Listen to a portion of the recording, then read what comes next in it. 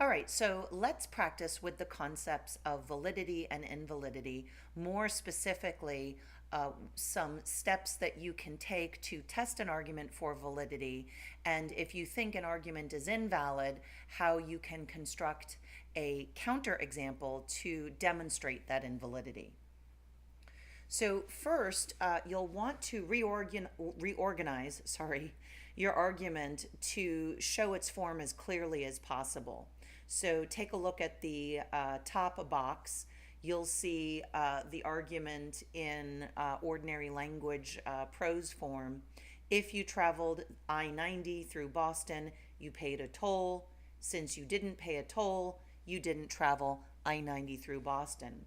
So we're assuming that you can identify the conclusion, and that what you'll do is, if you look to the box on your right at the top, you'll see that you'll lay out your premises, however many there are, one on top of the other, and then put your conclusion underneath a line. So now look at the bottom box on the left-hand side, and you'll see that the argument is organized in terms of laying out your premises one on top of the other, drawing a line, and then putting your conclusion on the bottom. An even more clear way to show the argument's form is in the bottom right box. So you have as follows: you traveled I-90 through Boston is replaced with the capital letter A. You paid a toll is replaced with capital letter B. And then we see in the second premise that the consequent, the then part of the sentence, or the part of the sentence that comes after the word then, is denied, and that is said to yield a denial of the antecedent, or the part that comes after the if element in the sentence. So take time, it's worth it, to reorganize your argument to show its form. Part of the reason why you want to do that is because if you are comfortable with mapping argument forms onto specific examples, then if you have committed to memory the common valid argument forms that you see in the left set of boxes, and the common invalid forms that you see in the right set of boxes, then it's pretty easy for you to discern which argument is valid and which argument is not. So, for example, in the argument about the I-90 paying the toll and traveling through Boston, you will recognize that the lower left box under common valid argument forms is the box that reveals the form of that argument, and you then know, this argument is valid. But it might be the case that you're not comfortable with forms as yet.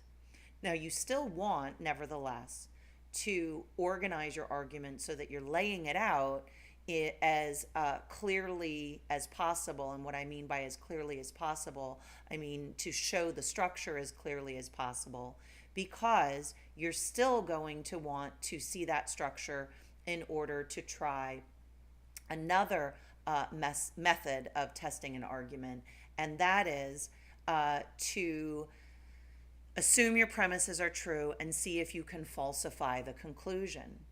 In addition, if your argument doesn't match one of the forms that are on the previous slide, or one of the forms that we have discussed, then it makes sense for you to say, okay, I'm going to reorganize my argument, and since I can't discern a form that is obviously valid or invalid, I'm going to see if I can falsify my conclusion. So take a look at the argument that's in italics. Oranges are fruits that contain vitamin C. Fruits that contain vitamin C are citrus fruits, so oranges are not citrus fruits. Now I've got the word not, I've got the denial in caps, because that's the attempt to falsify the conclusion. The conclusion is oranges are citrus fruits. But what you want to do is ask, Can I preserve the truth of the premises and yet reject or say no to the conclusion? And what should happen is this: if your argument is valid, you won't be able to reject your conclusion. You won't be able to say, for example, in this case, oranges are not citrus fruits, without, in so doing, reject one or more of your premises. Another approach could be to draw or map your argument. So look at the nested circles. There are 3 of them. The first circle is the oranges circle. So premise 1 says oranges are fruits that contain vitamin C. So we've got the oranges circle, and that's nested in the fruits that contain vitamin C, right? So if it's an orange, it's a fruit that contains vitamin C. That's premise number 1. Premise number 2 says fruits that contain vitamin C are citrus fruits. So now we take that second circle, fruits, and we nest it in the citrus fruits circle. Now notice that if it's the case that oranges are fruits that contain vitamin C and fruits that contain vitamin C are citrus fruits, we've got this triple nesting here, and it follows then that oranges are in fact contained within or fall within the citrus fruits category. So when we try to say that oranges are not citrus fruits, we are thereby contradicting our premises. This argument is valid because we cannot falsify the conclusion. It's impossible for the conclusion to be false if the premises are true. Okay, so let's go ahead and take that first argument that we saw. If you traveled I-90 through Boston, you paid a toll. Since you didn't pay a toll, you didn't travel I-90 through Boston. First, we've got the premise, if A then B, that is an abstraction from but leaves the form of the first premise. It's an if-then sentence. We then have in our second premise a denial of the consequent, that is, the paying of a toll, which is not B. And then the conclusion is therefore not A. Now, if you try to falsify the conclusion, you'll find that you can't do that without thereby contradicting the premises. Consider the following argument. If your car runs, then there is gasoline in it. There is no gasoline in your car, so your car does not run.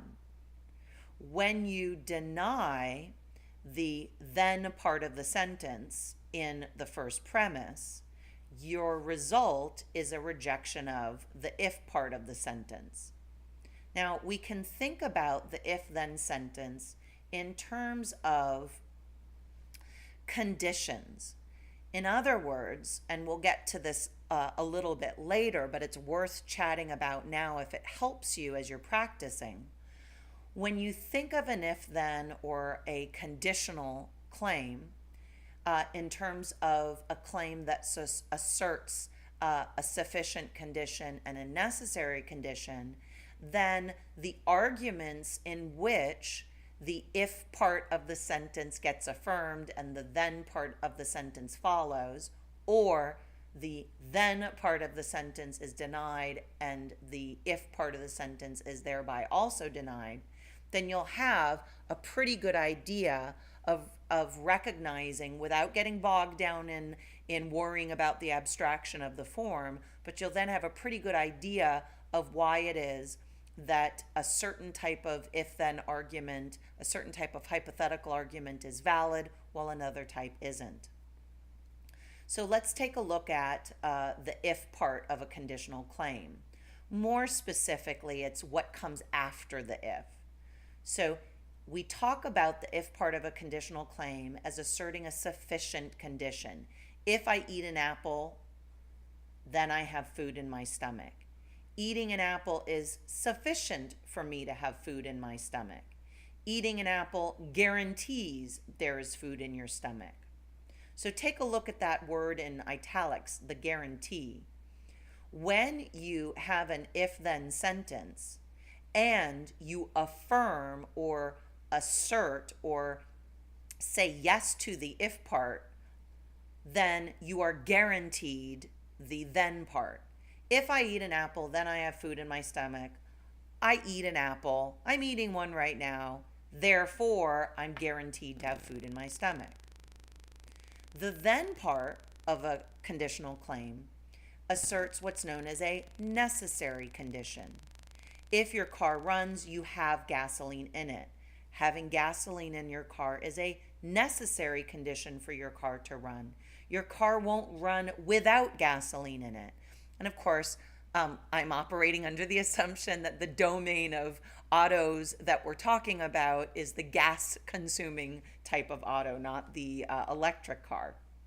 So take a look at the italic word without. Your car won't run without gasoline. So if your car runs, you have gasoline in it. Without gasoline, if you don't have gasoline, then your car doesn't run. That speaks to the last argument that we just looked at. If your car runs, there's gasoline in it. When you deny the necessary condition, the result is a denial of the antecedent, in this case, your car running. So take a look at this and see if this helps you make more sense of the argument forms that I showed you at the very beginning of this slide. In fact, I'm going to go ahead and jump back there real quick so you can see them. So take a look at the second row on the left-hand side. If A, then B, A, therefore B. And the third row on the left-hand side, if A, then B, not B, therefore not A. So what's happening with row 2 on the left-hand side is that the sufficient condition is being affirmed. So if A happens, then B happens. A happens, that guarantees therefore B. On the other hand, take a look at row 3, left side, and you'll notice that the necessary condition, B, is denied. And remember, when you don't have B, A doesn't happen. A doesn't happen without B. B is the necessary condition for A. So, without B, there's no A. Now cast your eye over to the second column, the invalid forms, rows 2 and 3. Notice that these are imposters. They look very similar to the valid forms in rows 2 and 3 on the left-hand side. But what they do is, instead of affirming the antecedent, they respectively affirm the consequent and deny the antecedent. So think about it this way. If I have 10 pennies, then I have 10 cents. I have 10 cents, therefore I have 10 pennies. When you find yourself saying, not necessarily, that means your conclusion is falsifiable. It's falsifiable because you could have 2 nickels, a nickel, and 5 pennies, a dime. Similarly, when you deny the antecedent, that's row 3 in the right column, when you deny the antecedent, it doesn't mean that the consequent won't follow. Some conditions are not sufficient. So think about it this way. If I have 10 pennies, then I have 10 cents. I don't have 10 pennies, therefore I don't have 10 cents. When we say A is a sufficient condition for B, we don't say that when we deny that sufficient condition, it guarantees a denial of the B or the consequent or the then part of the sentence. Similarly to the example I used in the invalid form above, just because you don't have 10 pennies doesn't mean you don't have 10 cents. You could have a dime, 2 nickels, and so forth. Go ahead and take a look at this slide with respect to what we were just talking about. So on the left-hand side, I've got a couple of ordinary language arguments and their forms. So if your car runs, then there is gasoline in it. Your car runs, therefore there is gasoline in it. That follows the argument form, if A, then B, A, therefore B. Similarly, immediately below that form is, if your car runs, then there's gasoline in it. There is no gasoline in it, therefore your car does not run. Below that is the form. If A, then B, not B, so not A.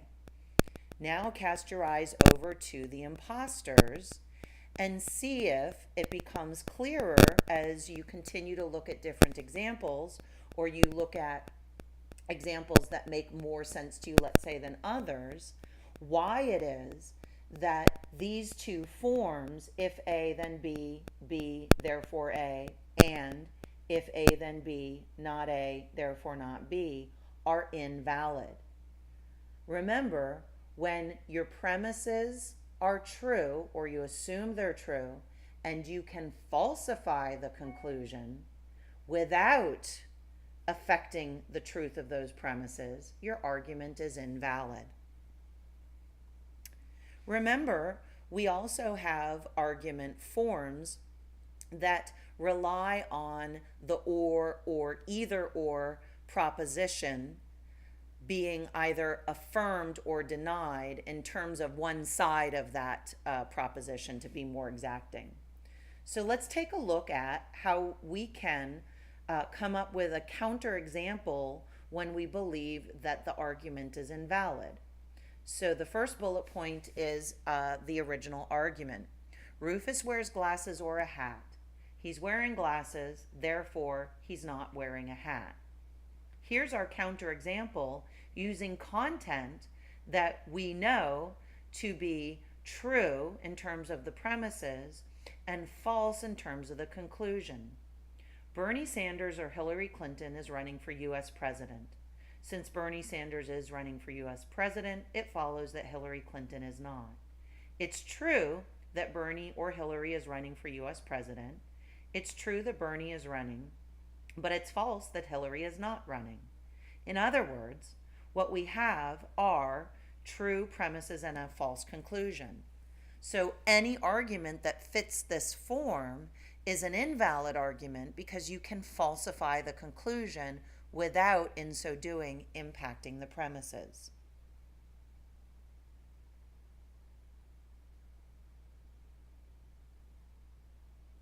This argument is invalid. Okay, let's look at a couple of examples with that involve arguments. Let's look at a couple of arguments that involve quantifiers and classes of things. So the quantifiers in this case are all, and all, right? All what? Well, the class of bears, and then we have the classes of creatures that hibernate, and we have the class of creatures we should not disturb. So this is a prime candidate for those nested circles that we were looking at earlier. Remember, the assumption is that you can identify your conclusion, and you can try to falsify the conclusion without negatively impacting the premises. In other words, that your premises remain true. So premise 1 is all bears are creatures that hibernate. Premise 2, all creatures that hibernate are creatures we should not disturb. And the conclusion, all bears are creatures we should not disturb. So in our first circle, so we're doing nested circles, the first circle is the bears circle, and we're told that all the bears fall into the second circle, the creatures that hibernate. We're also told in premise 2 that all the creatures that hibernate fall into the class of creatures that we should not disturb. Now, if we try to say that it's not true that all bears are creatures we should not disturb, then we have to reorganize this set of nested circles. In other words, we can't falsify the conclusion without violating the truth of the premises. Lastly, here's another example of what's known as a categorical syllogism. We'll be studying these later on in the semester. And what we're going to do is test out this argument by way of seeing if we can come up with a false conclusion but keep our premises true. So one way that we can approach this process would be to first put the argument in its proper form. So get rid of citrus fruits, oranges, and things that are ripe, and just in their place plug in A, B, and C. Notice that in premise 2 and in the conclusion, the class of C things is being rejected. So what I've done is I have worked from the conclusion. Some A are not C. And I thought, well, what's a sentence that's false? Well, here's a sentence that's false. Pit bulls are not dogs. That's a false sentence. Now what I'm going to do, as I'm talking to myself about this, is I'm going to take my pit bulls and my dogs, and I'm going to plug them into the places where they should go in the premises, and make sure that the third term I come up with is, that is in this case, the B term, is a term that will yield true premises. So I end up with, some pit bulls are friendly animals.